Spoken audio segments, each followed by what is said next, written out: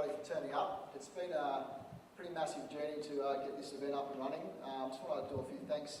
Thanks to the Dell guys for helping us out. It's been absolutely fantastic, and also the Compass guys for supporting us, and also Mike from DataFlex also. To get this conference put together, it's been probably 12 weeks of hard work, many emails, many discussions, many meetings, but it's all about the kids. That's what we're talking about, and the students. That's what it's all about. That's why we've got the conference today.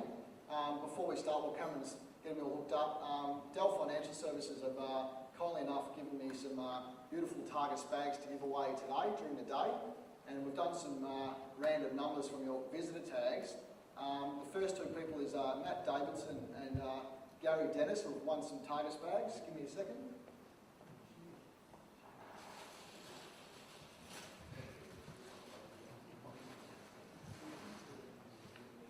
If they're here right now, they can come and pick up their bags.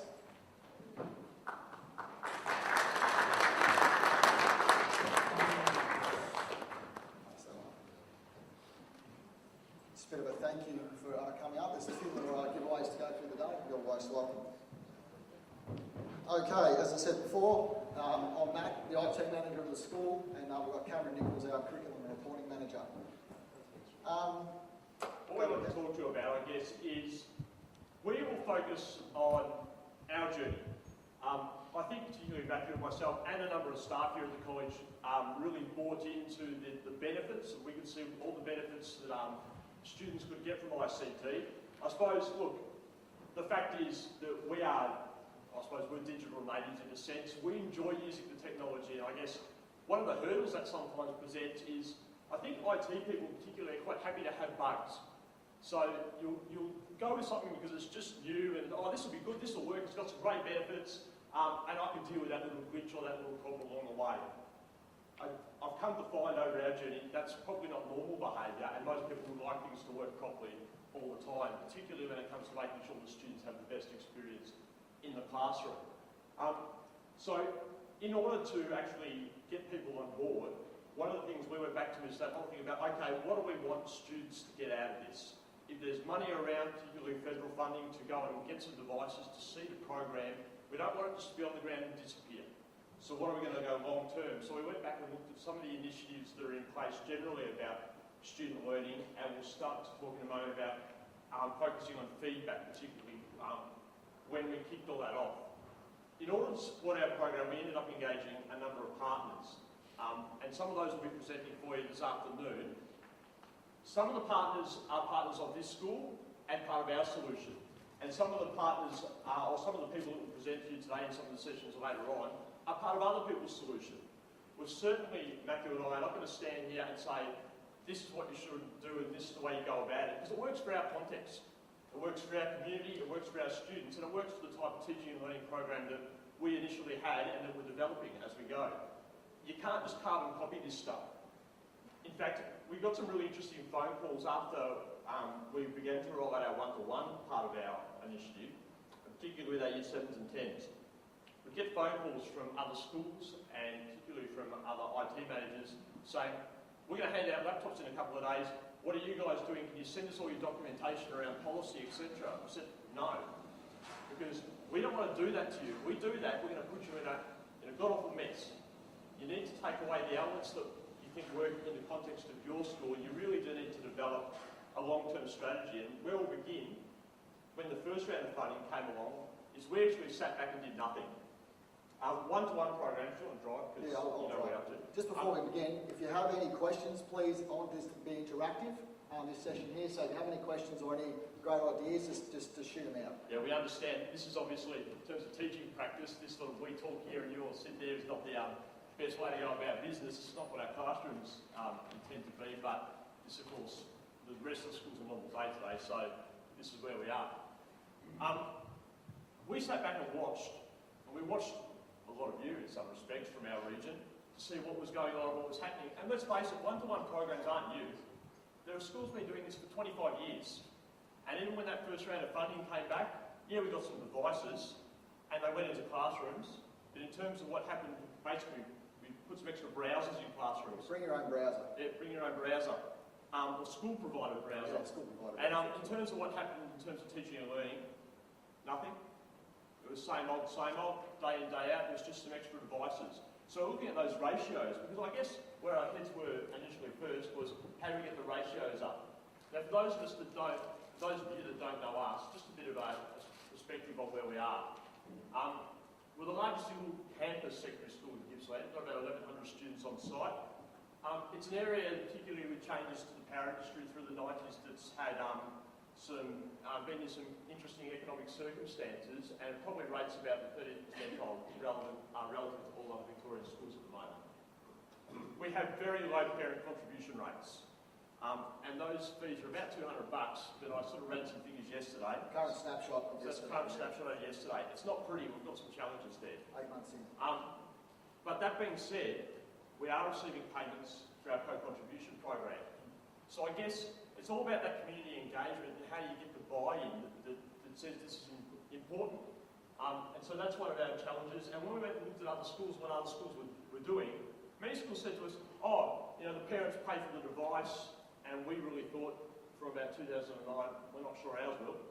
We're not sure they really value it yet, and so a whole lot of education has to happen there with our community about why we think this is important, because the teachers bought it, but our community generally didn't. And look, it's interesting when you look at the nature of the work, I suppose, in this area too. People do get by day-to-day without a computer. If our computers go down, if our staff computers go down, you have staff sitting there saying, I can't work today, I can't teach. That's not necessarily representative of the way our other people in our community work. So there are some challenges about how we understand that there. We know, as we handed these out, and we had parent information evenings, it became very apparent the computer we handed out to students was the only computer in the home for a number of our students. It was certainly the best computer they had.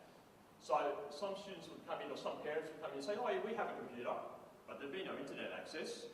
We've got a large percentage of students that travel in on buses and coming from outlying rural areas, and there's limited connectivity out there. There isn't the infrastructure in those areas. So you can't do things like say, let's put everything in the cloud, because for our school, that doesn't work, because students just don't have access to that stuff. They need to physically put it on a device and take it home. Any communication is to physically go on the device and take it home. But as we started to look at these challenges, we started to say, okay, there's some real benefits of having that device. We could get the device one-to-one. That actually becomes a communication tool. This is what we think we've achieved.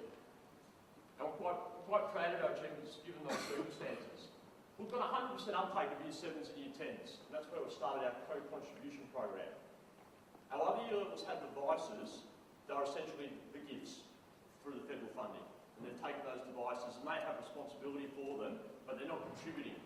The 7s and 10s, their parents contribute to the devices. Now, of course, that 100% participation rate does include some, I suppose, support services and things that are involved in there, and some sponsorships. But that's part of our model to get it there. We all managed to get, we've got a lot of staff that have actually sponsored kids from Year 7 and 10, putting money towards their yearly payments and stuff like that. And also, some local business have chipped in some money as well. And some parents make the extra contribution. And actual parents make, for their friends of their kids, they just give them a fair chance. The whole program, from its core, is it has to be equal. Equality has to be everywhere. We want to make sure that no one misses out. And one of our biggest challenges we'll go into later is how do you get more money in. Okay, we'll talk about that later. But it's been our biggest thing is we want to get every kid to have a chance, and that's what we've actually done. And we didn't want to go cheap. No. I mean, you can buy some super cheap devices these days, but we thought it got into those two things. One, it was giving the students something that really wasn't going to be any real benefit for them. And in terms of teachers designing programs, we wanted teachers to be able to take the initiative and say, I want to do this with my device, and that Matt would turn around with his team and say, yes, your device can do that. We were toing and froing between all sorts of devices we can talk about in a minute about what to do. And in the end, the device we chose was one that we thought was the most flexible, that staff would say, I want to go with this, I want to give this a try, and the device would allow them to do it. In order to get a quality device, it needed to be cheap and affordable as well. The price point, and just to give you a bit of a figure about what we're talking about, our students contribute $150 a year for their device. And they do that over 3 years, and then it's theirs to own. But we will, their Year 7, we will ask them to get another device in Year 10. So it's 2 devices over there like a secondary school. We want to keep it at industry standard all the time, and 3 years is almost too long, but 3 years is a good sign to roll equipment over. And we weren't prepared to have a device that was unsupported. We wanted a device that if it came out of the classroom for whatever reason, it was dropped. Our very first breakage was within hours of being handed out. The boy came off his skateboard, used it as a bit of a landing pad. We wanted it just to go in the shop, be swapped over. In most cases, our devices are swapped over the next day. Yeah, one of the big key winners of the parent evenings that we did have was they said, "Oh, what happens if my son or daughter's laptop breaks and they drop it or whatever?" Basically, we've got Dell next business day. Yes, we are regional. Parts do come in next day, and we have a technician on site. Pretty much, she got her own desk here.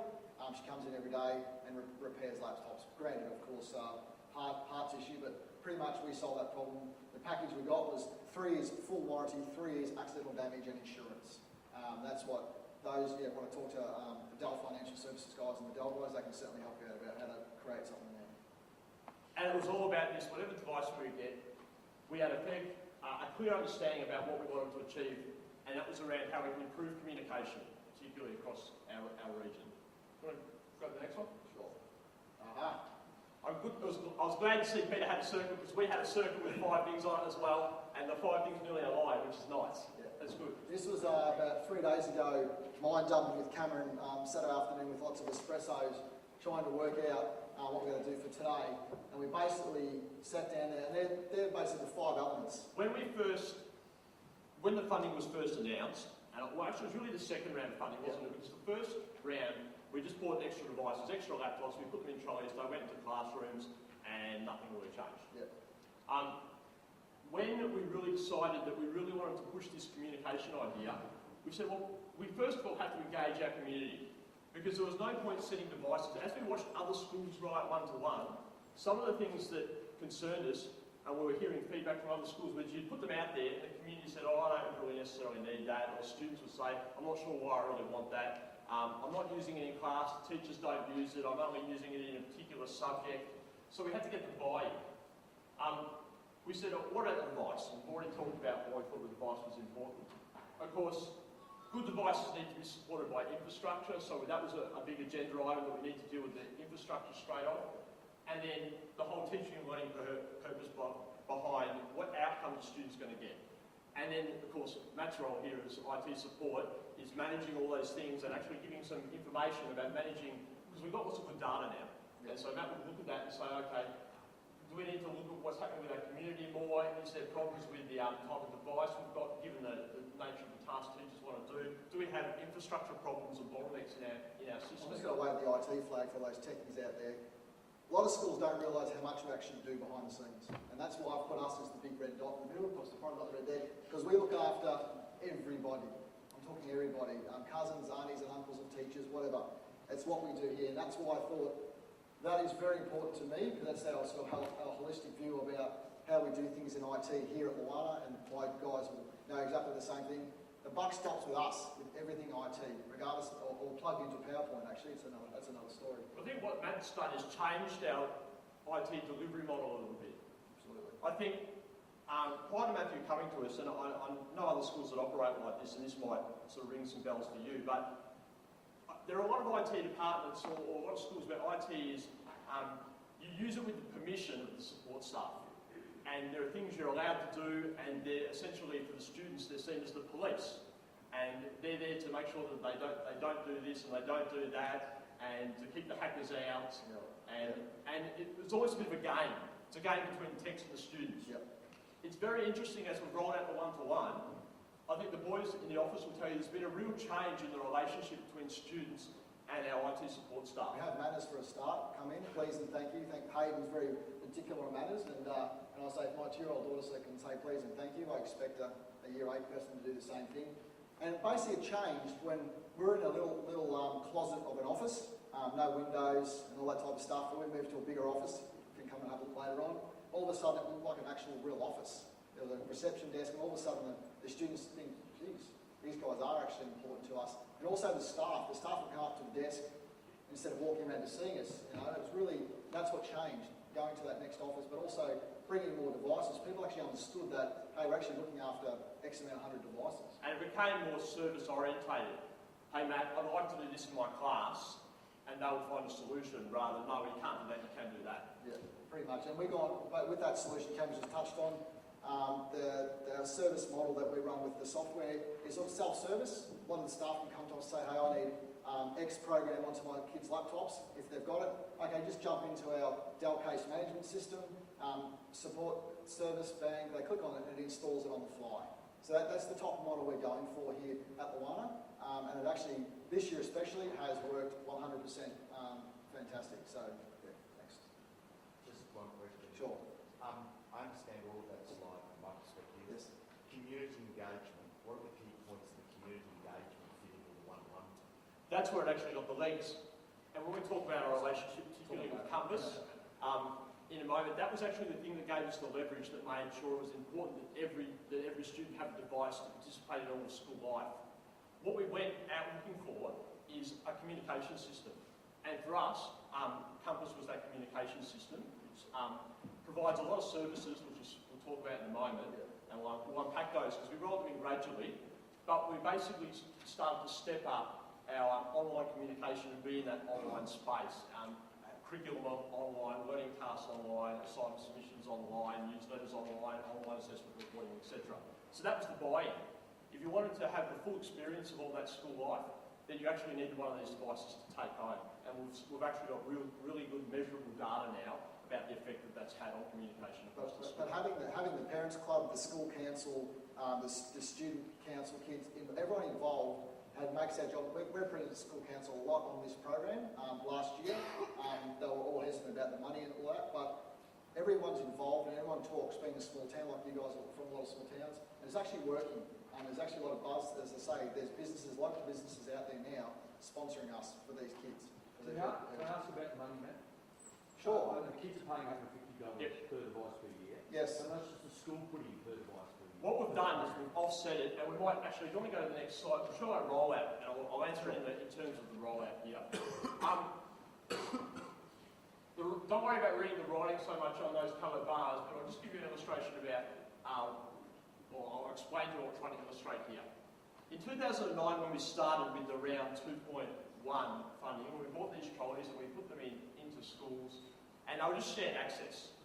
Federal funded laptops. The federal funded laptops just shared access in classrooms. So staff were getting familiar with using the devices, but that's about it. Essentially, they were just browsing. If you looked at our traffic, our internet traffic, all our data was just browsing data. We had very high restrictions on what they could see and can't see. Certainly things like YouTube were off limits. You can't go there. That's unsafe. It was all locked out. And it was fairly tight on what students could do with those devices. So word process and browse.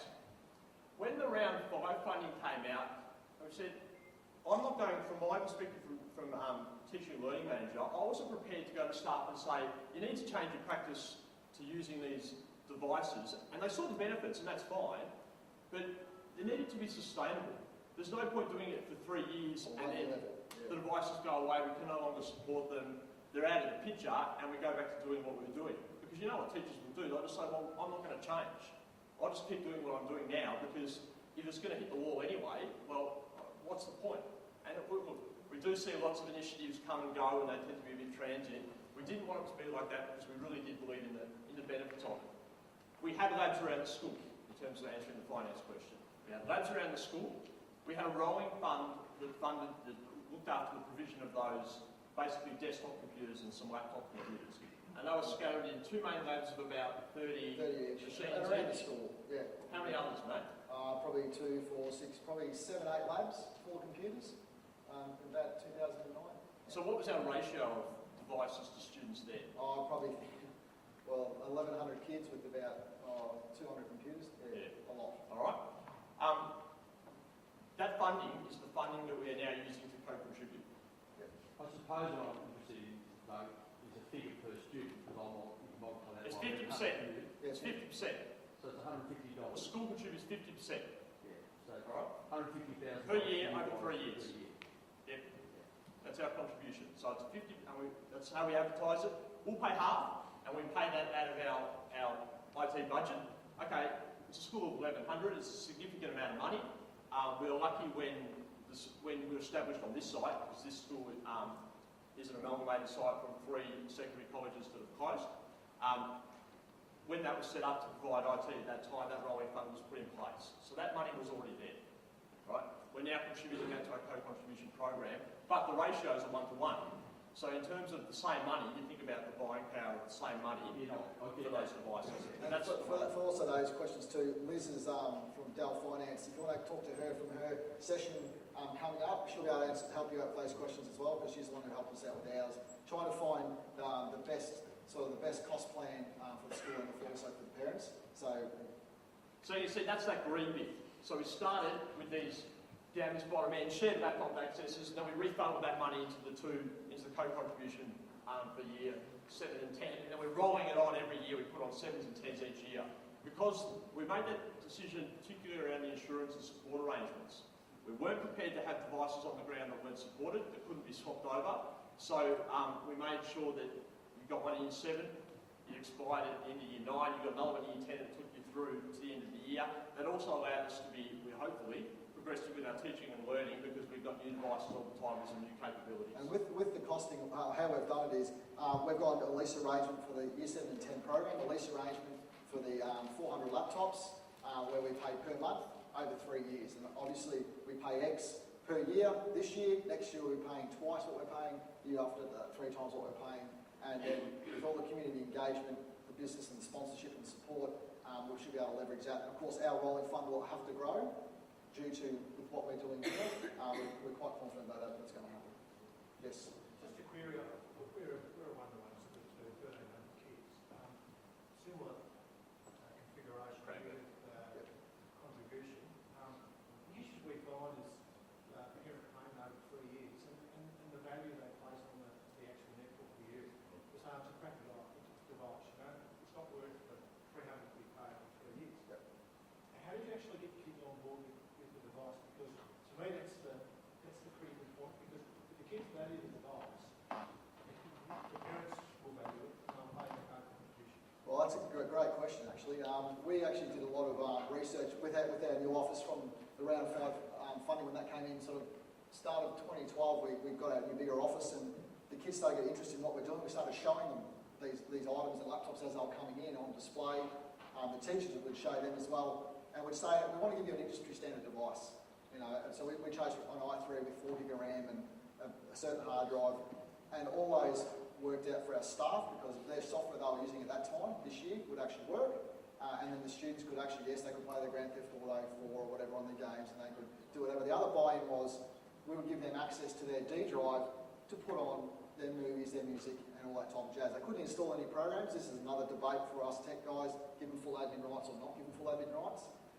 But anything they need to do with Telstra USB keys or printers at home, we give them access to those certain things. A little bit more work for us, but we've found that's the best thing. We've got parents coming in, we're helping them, showing them how to use their son and daughter's computer and what they need to use it. So that was our buy-in, I think. We looked at lots of devices. Heaps. We every week over that, and we're about to make our decision now. We're in that position we need to make the decision now for next year, because we spend the end of the year with our teaching and learning teams saying, this is the device, what new capabilities have we got here, what are the new options for teaching and learning based on the device. So we need to have that discussion with staff around professional development in the latter half of this year about next year's device. But how many times did we run into the principal's office at the time saying, we've changed our mind, we're getting iPads. We've changed our mind, we're getting tablets. We've changed our mind, we're getting some sort of hybrid device. Yeah, we can One of the things we're trying to buy is go to ebooks. Yep. Our aim is to go to ebooks this sort of thing. So we figure we could save parents $250 in terms of the ebooks. But then they have to do a co-contribution, so we pull them out of the laptop. So for the price of the textbooks, we're giving them a laptop with ebooks. But the issue, and this is where I have discussions with George and having a bill yet, but one of the things we find is, the issues with English, for example, is that, kids when they read, they need the text to get some contextual understanding. When kids, comprehend information, they take information from pictures and all those sorts of things and they put it together.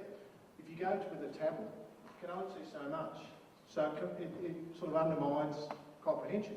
So if you go to a big screen, you get ebooks on a full screen. It means comprehension is better for kids. So you've got a better argument with the curriculum heads, because you're saying to them, well, it's going to be just as good as a textbook because the kids are going to understand it. So that's the debate we're having at the moment. So George and I talk about, George is going with this, what is it, George? Tablet, thank you. But I'm suggesting we go with a wider screen.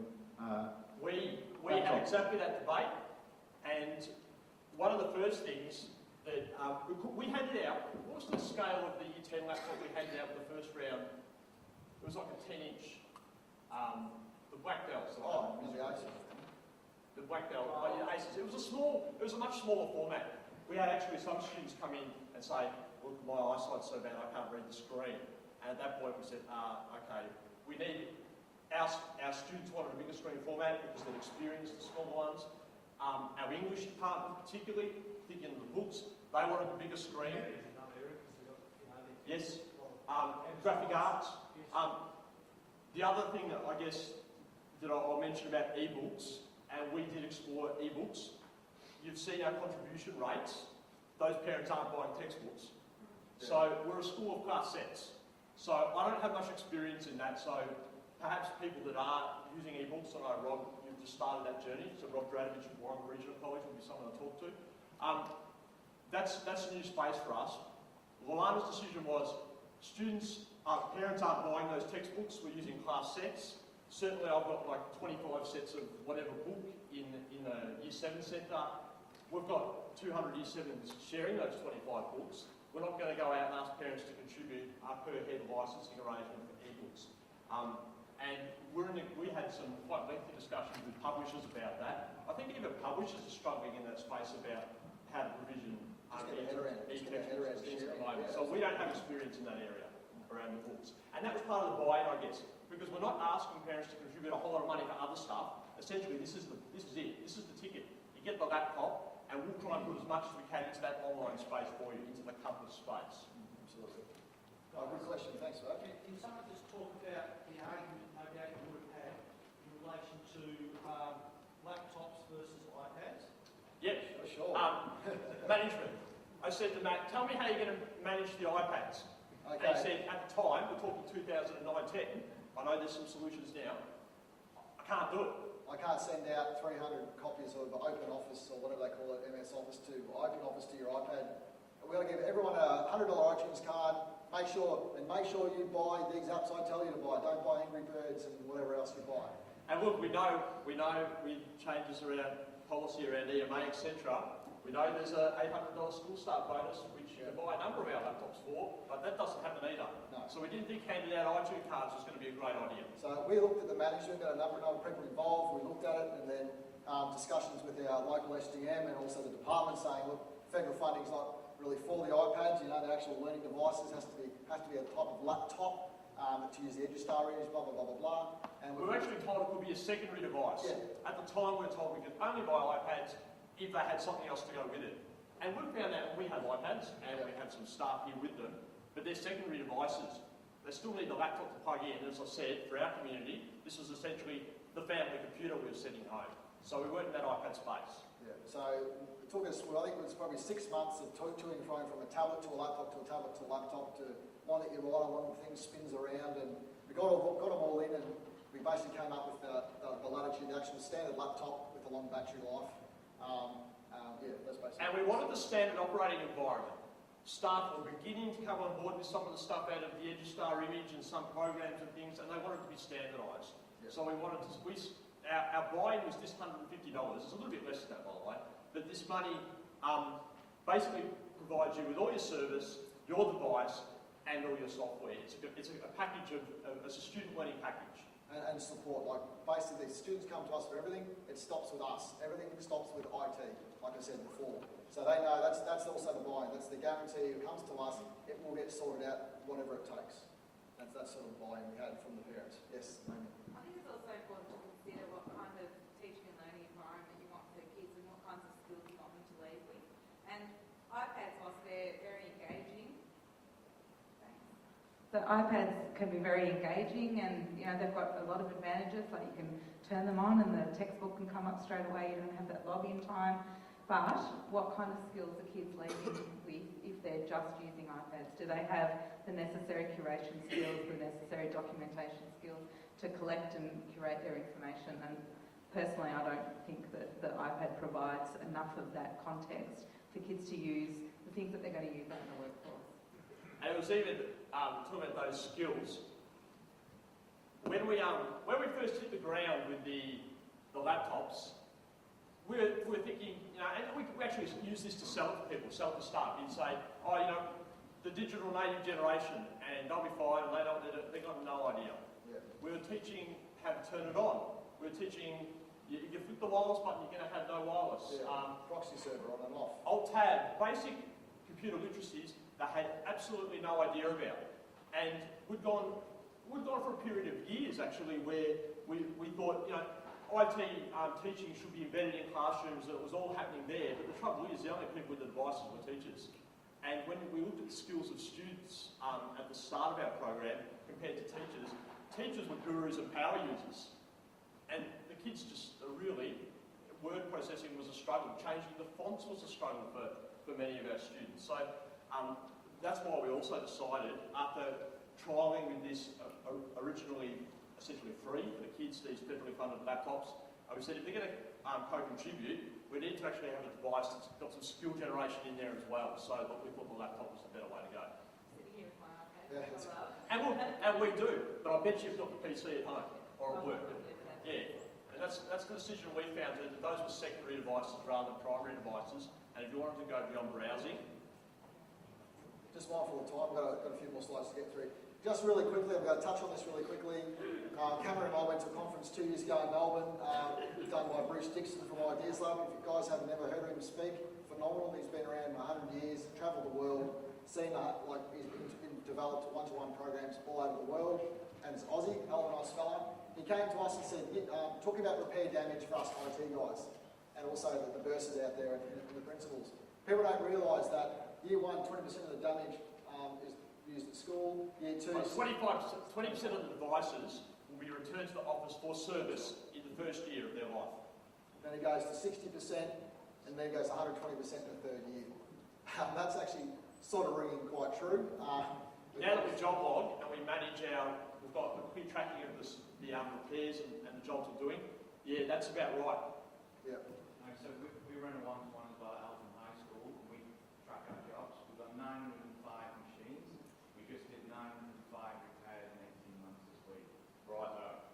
In theory, every machine can be repaired once. Yeah. Yeah, well there you go. Yeah. We find that schools we speak to, that holds true. We first heard this prior to rolling out our one-to-one program, and we're mindful of it, and that particularly influenced our decisions around warranty and support. Because the fact of the matter is, every device is going to require a warranty call, some of them twice. Some of them, in fact, it's the nature of any of these devices, isn't it? You'll get a batch that are fine, and then you get the one machine that seems to be continually in your office all the time with multiple repairs, probably making up most of that 120%. Okay. Can I just ask one question on that? In light of Craig with you guys. I'm amazed at those figures for that I'm running schools. Is there a way of reducing that by, I don't know, being more disciplined to kids or putting rubber all around them? If we can just get that microphone back up to the back there. How many of those repairs are actual warranty repairs? How many of those are actually insurance or repairs? Yeah, well, we didn't really get into that, but... Because there's a difference. Oh, absolutely. Oh, yeah. And how many are software jobs and how many are hardware jobs.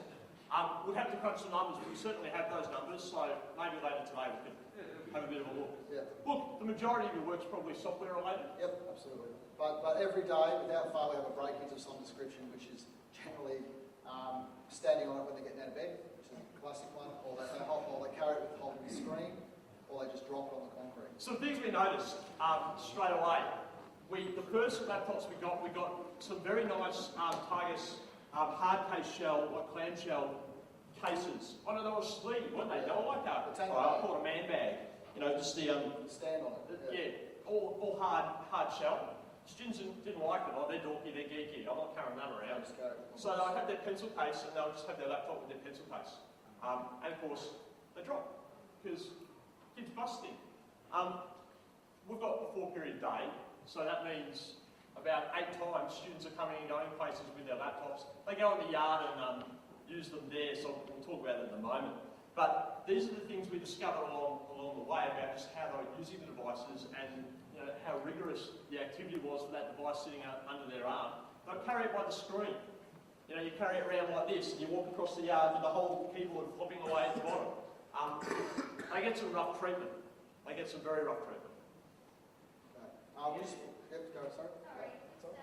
let's say a child did damage their pencil. Do they have a $50 excess fee?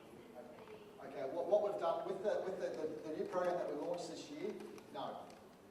Okay, what we purchased from Dell with regards to the hardware and the servicing with the warranty and the accidental damage, it's all bundled in that $150 per year that they're paying. So I don't really care if you pour water on it, stand on it, kick it, car run over it, which we haven't had a car run over one. Doesn't really matter. We just have to take photos and Dell will magically sort it out. No. Providing it's accidental. Yeah, it's accidental. Providing that, yeah. If there's a screwdriver through it, well, that's a different story, which we've had scissors, not a screwdriver. And we had someone that decided they'd sort of had enough of education at Lowanna. Parting gift was to drive their fist right to the keyboard. That student returned to us a couple of weeks later when he decided this was the place to be, so we just handed the laptop back. So there you go, that's yours. Explain that to Mum. Stolen devices need police reports, obviously. Yeah, that's also stolen at school. It'll be the same. Still need police report. Yeah, absolutely. Yeah, absolutely. Then Dell will deal with it all. Yes. Yes. Buses. 30% of our students coming on by bus. So yeah, we're in regular contact with the Latrobe Valley bus lines about laptops. Take it and walk. Just take the device and walk home. Same. It's all covered. But once again, it'll be a police report. Once again, that's all the Dell for us. That's all the Dell accidental damage insurance. Keep in mind, these devices. Let's be clear why they're being leased by students. They're our property. The leasing arrangement that we put in place for our solution is between us and Dell Financial Services. It's our device that we're being reimbursed for. So at the end of the day, yeah, if it walked, we would either have to fill in that report or and seek to get that rectified. If we didn't, we'd be paying for the device. Peter. Just quickly, Cameron, I'm interested in terms of students' care of their device. As it's become more crucial to their day-to-day learning and embedded by each teacher in their teaching, have you noticed a difference in students' care and attitude towards the device? Thank you. I like these questions because we've got 5 years I'm trying to think through as I go here, and yeah, that's a good point. Yes, we'll talk about the Year 10 laptops first. The damage rates for the Year 10 ones, which they didn't contribute to, are far higher than the damage rates to the co-contribution laptops. It's very interesting also the ones that are in the trolleys. I think the Year 10 damage is high, or we think the Year 10 damage is high. Particularly our Year 8s, Year 7s have their co-contribution device.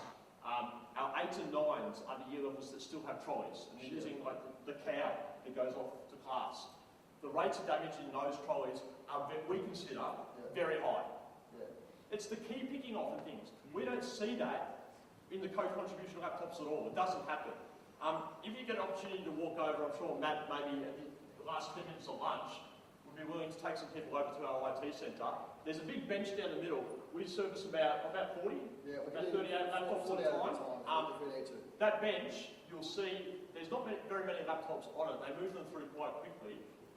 But you really won't see any of the black and silver Dell machines that are co-contribution ones. But you will see piles of the black older Year 8 ones. Two shelves. Yes, you're exactly right, Peter.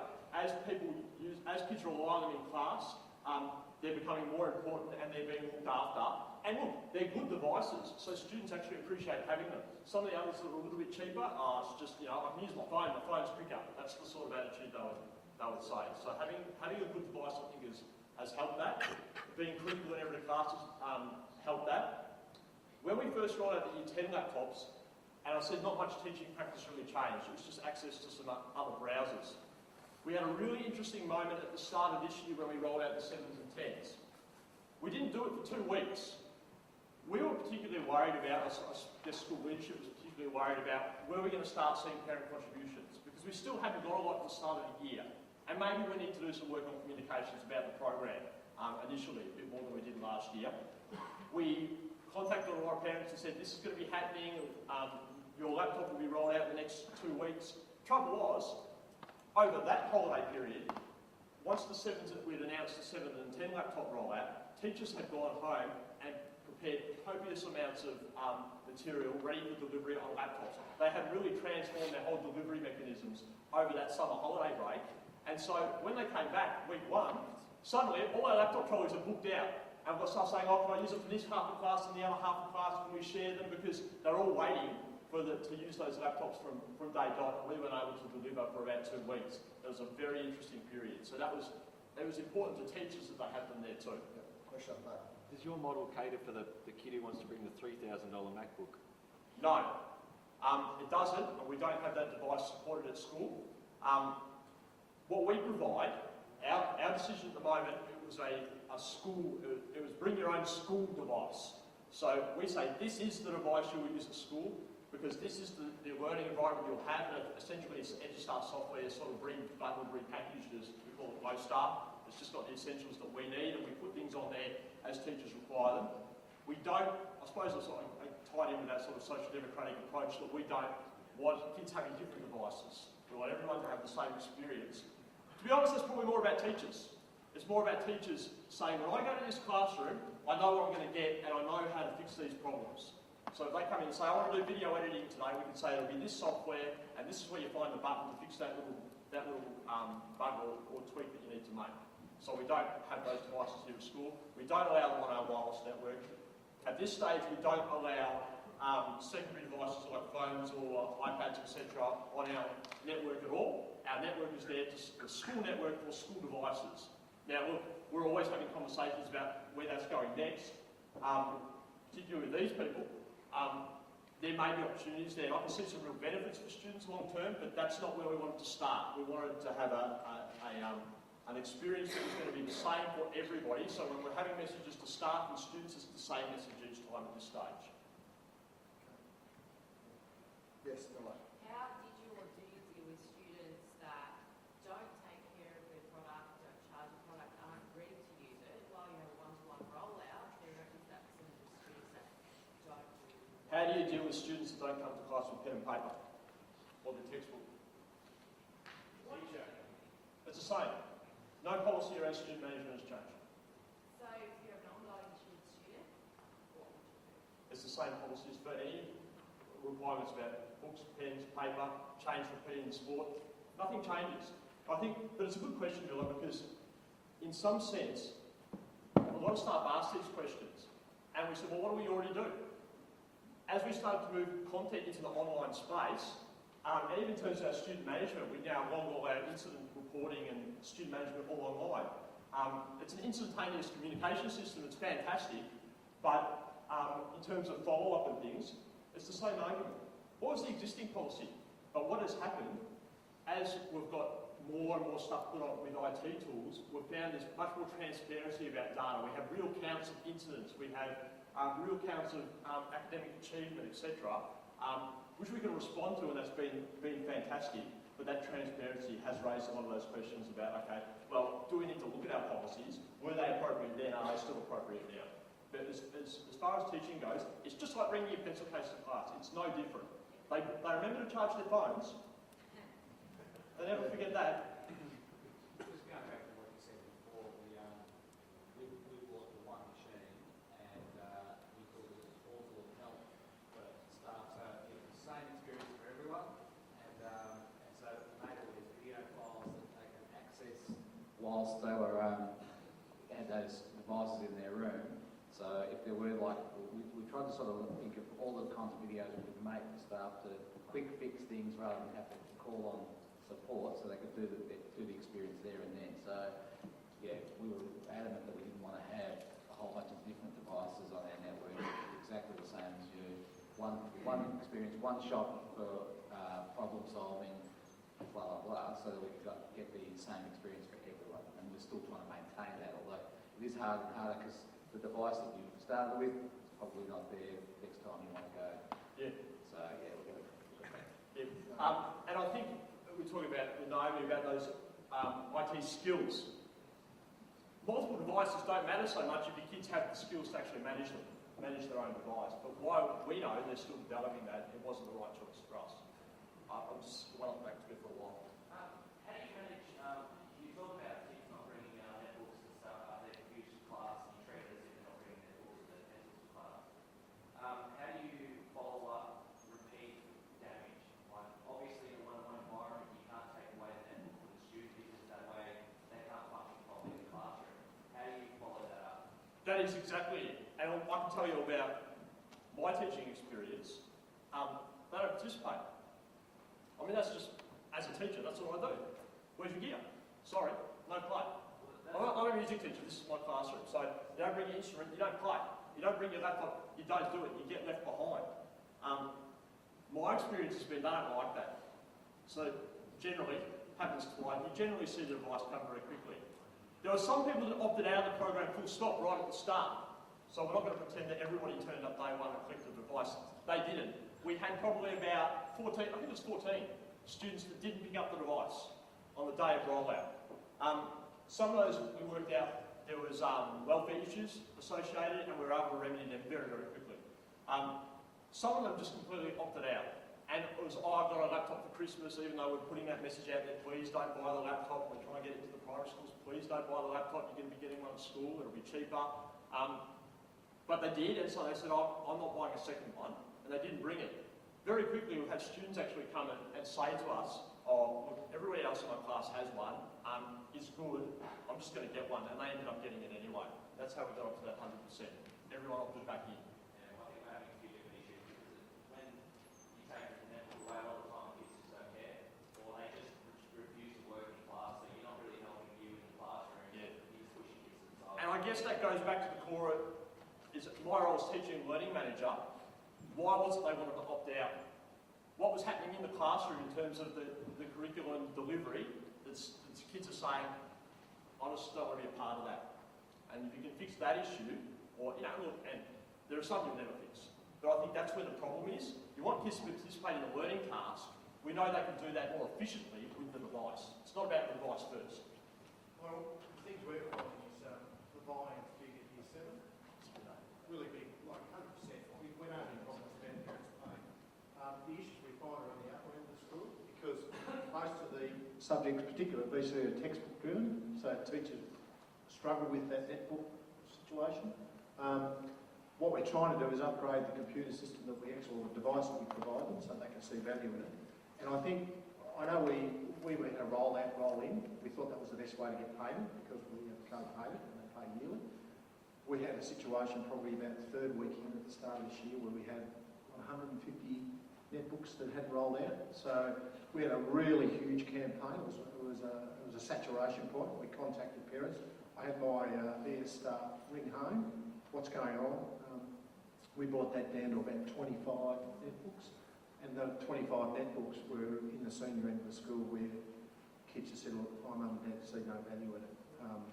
But we're educating them. It's about an education process.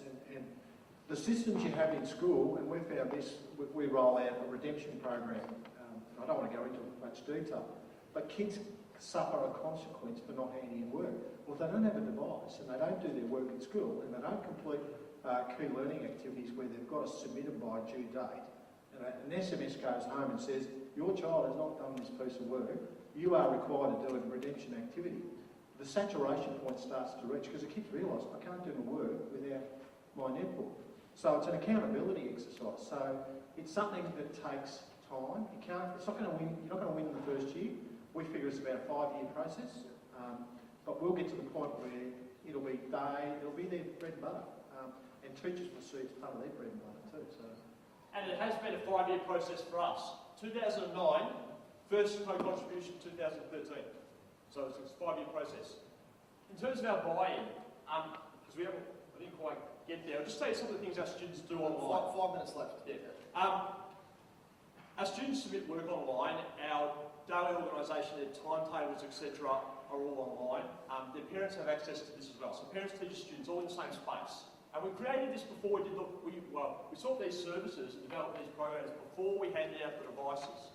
So assignment submission, reports online, timetables online, online payment of school fees at some year levels, that's beginning to develop. We have student management is all online. We've adopted a social media. We've got now a media officer, basically dedicated to that publication and that role. Especially online payments has been one of our biggest changes this year. Parents paying for excursions online, laptops online, fees online, and that's been a massive thing. And we found the majority of their payments have been after 5 p.m, and that's actually worked quite well for us, and it's been fantastic. And it's created, as we've got more of that, and that's the community engagement. Somebody asked me, what do you mean by community engagement? That's what I mean by community engagement. It's that communication. Now we can tell you straight away, now that we've got this data in this space, we can tell you which parents have read newsletters, which haven't, which have checked their kids' reports, which haven't. Who's going to be absent today straight away. We know all that information, it's all there. We can see what other teachers have written about students in terms of their achievements and student management. Because we're getting all that data in, it's giving us a much clearer picture, and I think that's where the real strengths are. It's now responding to that data, but having the device at home is what's allowed parents to actually participate in that space, because we can see who it is. And interestingly enough, interestingly enough, we thought when we rolled the program that we were going to have trouble with the people, the have-nots, and particularly people with economically socially disadvantaged. It's not that group that's opted out. We have the payments from those people, or we have the welfare mechanisms in place to actually support those people. It's the group in the middle, and this is supported around some research that's been done recently about the digital divide. You're often missing that working class in the middle that says, I don't do IT, I don't do computers, they muck up when I use them. It's almost, I use the word arrogance, but it's almost, my life doesn't need it, I can do without it because at the end of the day it's not part of my job, or it's not part of my lifestyle, or it's not of interest to me. That's the group of people that we're missing. And they're the people we've got to engage with and say, here's all the benefits for your children about having the device. Because one of the things is, I guess, with education, is everyone's had an experience of it, and the experience of students today is not the experience of their parents, and so the education around that, I think, is really important to get that middle group. Absolutely. I'm just going to quickly touch on for the last 2 minutes for us IT guys, because he's taken up too much of my time talking about education. Okay, for us IT guys minded, to make these programs work, it has to be, the infrastructure has to be there, okay? IT speak, a number of elements have to come together thanks to the federal funding. We've made that happen. I know a number of other schools that I've dealt with have done the same thing. Pretty much, you've got to have your IT support, servicing, service delivery, customer service has to be there for us IT guys. A lot of us don't have that as a good strength, but I'm sure we're actually building on it. Having a full managed school network, okay? Thanks to Colin, one of our TSSPs here, he basically revolutionised our schooling back in 2010, making a fully managed Cisco network, and then from then we've increased that into 2012 to make it bigger, faster, better, stronger. I'm doing it really quickly. Wireless infrastructure has to be there. We're using EduStar Wireless, absolutely fantastic. I don't care what anyone else says, we love it. Works for our school, it's absolutely fantastic. We have no issues with dropouts or saturation points or people can't get on or slow or nothing like that. Absolutely fantastic. School internet, I'm going to skip that one. It's an interesting question. Case endpoint systems. The Dell Case guys here, we adopted the case management system when we purchased the round 5 funding.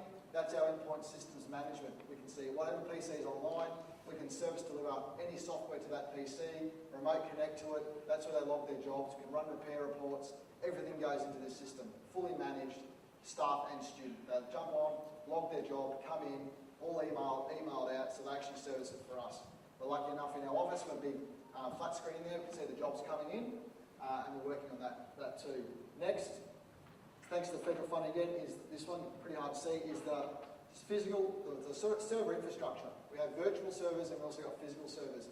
These days, the amount of storage we need is getting less and less, obviously, because the one-to-one program, they store a lot of the work on their hard drives and the USBs and their mobile phones. We've gone to pretty much a virtual environment. with a lot of Dell sands and stuff, and that's worked really well. I know a number of other schools here have done the same thing, gone to a sand environment. And that's been a cost saving. You asked about some of the money. That's been a cost saving. Plus, we're printing less. We're not photocopying less. That doesn't change. It's about 3 million sheets a year. Yep. We're saving about $5,000 a year in publication of reports on a paper model. Absolutely. So trying to find cost savings for this program as well. Compass School Manager, the guys got their presentation coming up. If you don't know what Compass is, you've got to go to it. It's fantastic. That's changed, even helped us out as IT guys to doing our job. It's absolutely fantastic. But also Dell Financial Services. We wouldn't be doing this program this year if it wasn't for the Dell Finance guys. Okay, they know what it's all about. They used us as a bit of a guinea pig as well, and it's working really well. We've spoken at a few webinars and stuff for them, and it's actually worked as well. So that's my sort of time in about 3 minutes. But if anyone has any, we're going to wrap this up because the Dell guys have got their presentation now. Any questions, you can come and talk to myself and Cam at morning tea and lunch. Yep. But Organise a time for a visit. or organise or give us a call, organise a time any time in the next few weeks, come and say good day. What I'll do is I'll pass on to the Dell guys now and give us about 2 minutes while we change over.